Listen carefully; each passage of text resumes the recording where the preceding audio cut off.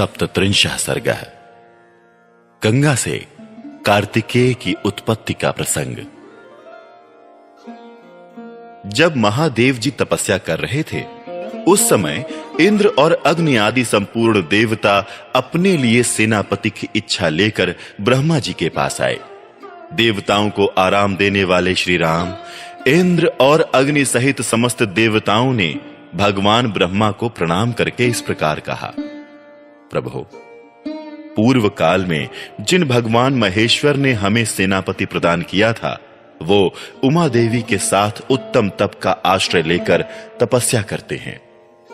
विधि विधान के ज्ञाता पितामह, अब लोक हित के लिए जो कर्तव्य प्राप्त हो उसको पूर्ण कीजिए, क्योंकि आप ही हमारे परम आश्रय हैं। देवताओं की ये बात सुनकर संपूर्ण लोकों के पितामह ब्रह्मा जी ने मधुर वचनों द्वारा उन्हें सांत्वना देते हुए कहा। देवताओं, गिरिराज कुमारी पार्वती ने जो शाप दिया है, उसके अनुसार तुम्हें अपनी पत्नियों के गर्भ से अब कोई संतान नहीं होगी। उमा देवी की वाणी अमोघ है, अतः वो सत्य होकर ही रहेगी, इसमें संशय नहीं है। ये हैं उमा की बड़ी बहिन आकाश गंगा, जिनके गर्भ में शंकर जी के उस तेज को स्थापित करके अग्निदेव एक ऐसे पुत्र को जन्म देंगे जो देवताओं के शत्रुओं का दमन करने में समर्थ सेनापति होगा। ये गंगा गिरिराज की ज्येष्ठ पुत्री हैं, अतः अपनी छोटी बहिन के उस पुत्र को अपने ही पुत्र के समान मानेंगी। उमा को भी यह बहुत प्रिय लगेगा, इसमें संशय नहीं है। रघुनंदन, ब्रह्मा जी का यह वचन सुनकर सब देवता कृतकृत्य हो गए।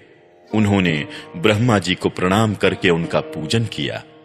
श्री राम विविध धातुओं से अलंकृत उत्तम कैलाश पर्वत पर जाकर उन संपूर्ण देवताओं ने अग्निदेव को पुत्र उत्पन्न करने के कार्य में नियुक्त किया।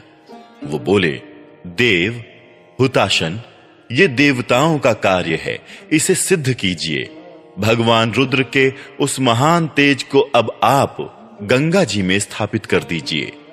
तब देवताओं से बहुत अच्छा, ऐसा कहकर अग्निदेव गंगा जी के निकट आए और बोले, देवी, आप इस गर्भ को धारण करें, ये देवताओं का प्रिय कार्य है।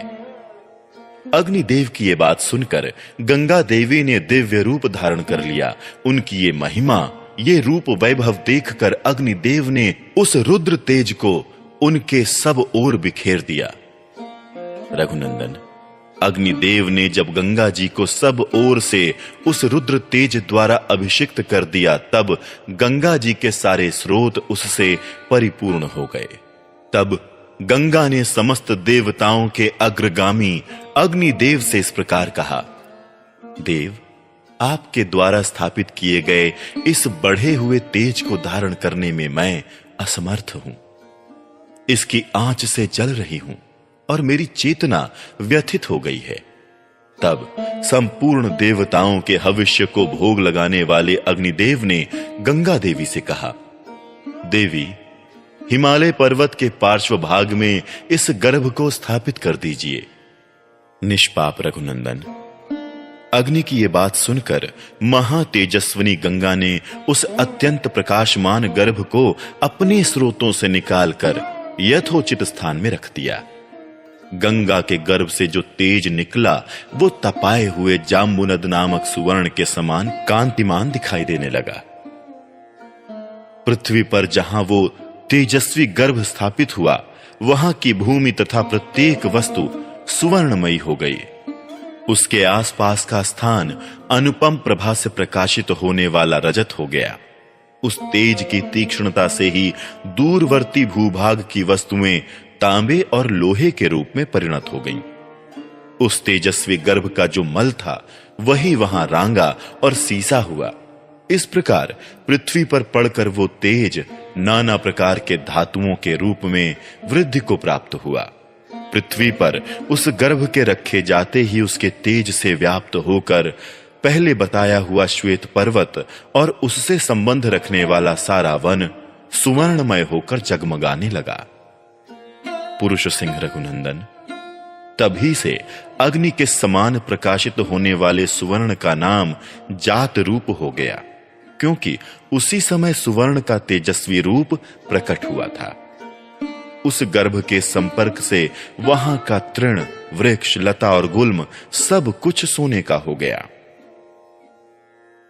तदनंतर इंद्र और मरुदगणों सहित संपूर्ण देवताओं ने वहां उत्पन्न हुए कुमार को दूध पिलाने के लिए 6 कृत्तिकाओं को नियुक्त किया। तब उन कृत्तिकाओं ने ये हम सब का पुत्र हो ऐसी शर्त रखकर और इस बात का निश्चित विश्वास लेकर उस नवजात बालक को अपना दूध प्रदान किया। उस समय सब देवता बोले, ये बालक कार्तिकेय कहलाएगा और तुम लोगों का त्रिभुवन विख्यात पुत्र होगा, इसमें संशय नहीं है।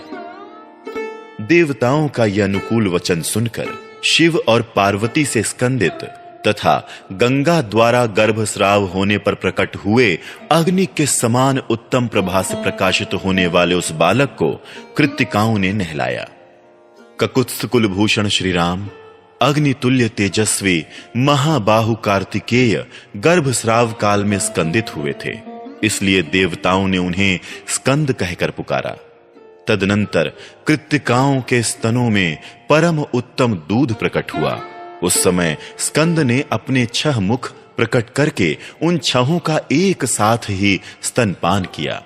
एक ही दिन दूध पीकर उस सुकुमार शरीर वाले शक्तिशाली कुमार ने अपने पराक्रम से दैत्यों की सारी सेनाओं पर विजय प्राप्त की। तत्पश्चात अग्नि आदि सब देवताओं ने मिलकर उन महा तेजस्वी स्कंद का देव सेनापति के पद पर अभिषेक किया।